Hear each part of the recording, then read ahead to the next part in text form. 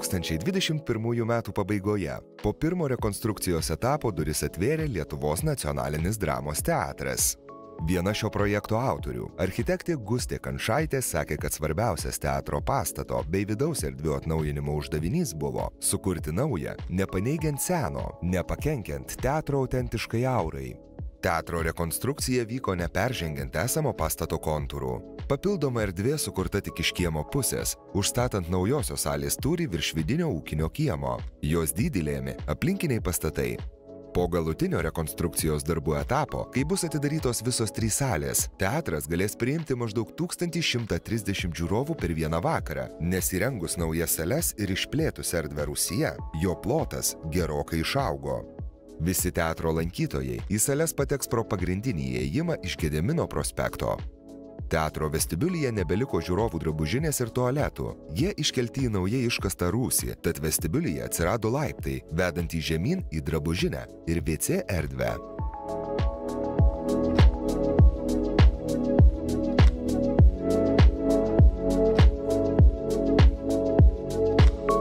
Estetinių bei kompozicinių sprendimų visumai pasiekti buvo nuspręsta naudoti dekoratyvinių grindų bei sienų dangų gamintojo Mapei sukurtas sistemas.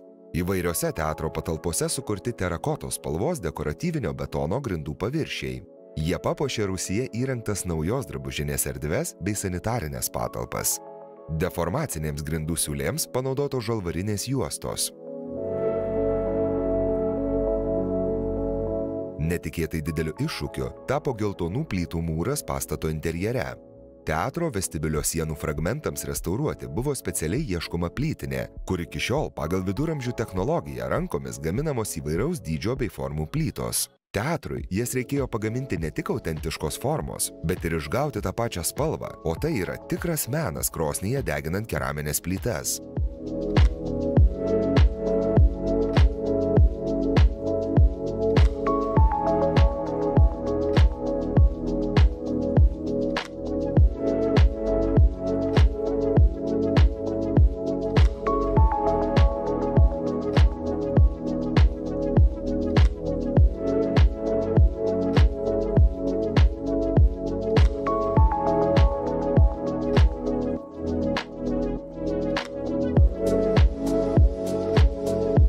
Akustika Plius specialistai į rekonstrukcijos projektą buvo pakviesti su tikslu naujai pastatytoje teatro salėje pasiekti maksimalų akustinį komfortą.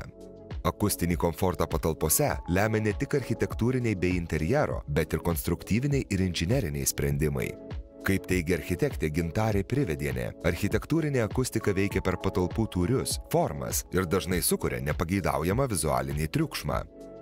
Akustika yra reikalingų formų, medžiagų derinys, kuris dažnai vizualiai būna labai chaotiškas. Pagrindinė mintis ir buvo iš tikrųjų išgryninti medžiagas, išgryninti formas, paliekant vertikaliuose paviršiuose kiek įmanoma daugiau ramybės ir visą akcentą dedant į lubų zonos stuburą. Tai naudotos medžiagos iš tikrųjų yra akustiškai kardinaliai skirtingos, bet vizualiai jos yra identiškos.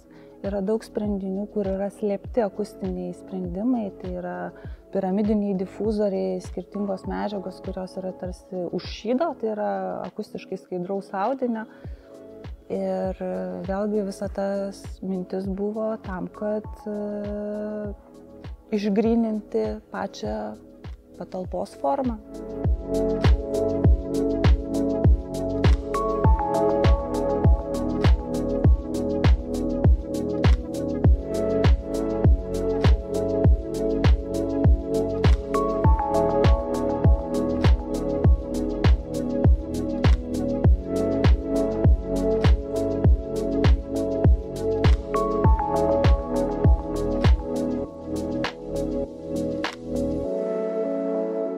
Autentiškas teatro interjeras, koloritas ir vadinamoji nasvyčių teatro aura branginama ir atkurta labai jautriai. Svarbu buvo grąžinti spalvinius sprendimus, kuriuos savo laiku priėmė architektai Algimantas ir Vytautas Nasvyčiai. Jų kurtame interjere įprastas puošmenas pakeitė natūralios apdailos medžiagos ir vaizduojamosios dailės kūriniai. Spalvų parinkimą lėmė pradinės spalvos – tai medis, molis, akmuo. Kaip pagrindinė buvo pasirinkta oranžinė, seno vario spalva, tai antikos spalva. Juodos bei terakotos spalvų derinį matome ir laiptinėse.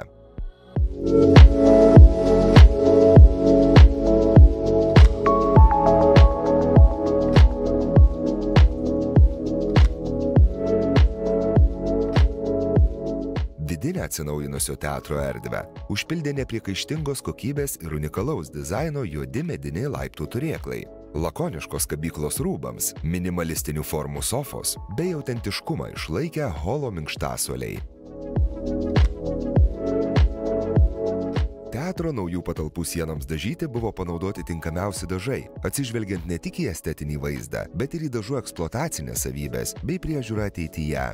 Pasirinkta vidaus dažų linija Vivacolor Ball 7.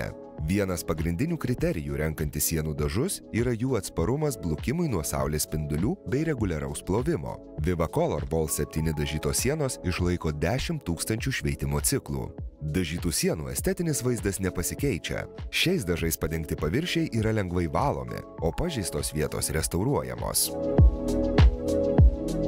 Pasak teatro generalinio direktoriaus Martyno Budraičio, baigus visus suplanuotus rekonstrukcijos darbus, Vilniuje atsiras nauja kultūrinė erdvė, kuri apjungs ne tik jos pasiilgusius žiūrovus, bet ir miesto praeivius. Dabar jie galės užsukti į teatrą dienos metu užkąsti ar išgerti kavos, o po spektaklio padiskutuoti prie taurės vyno. Atsinaujinęs teatras ketina plačiai atverti duris ir pradėti naują dialogą su jam artimais žmonėmis.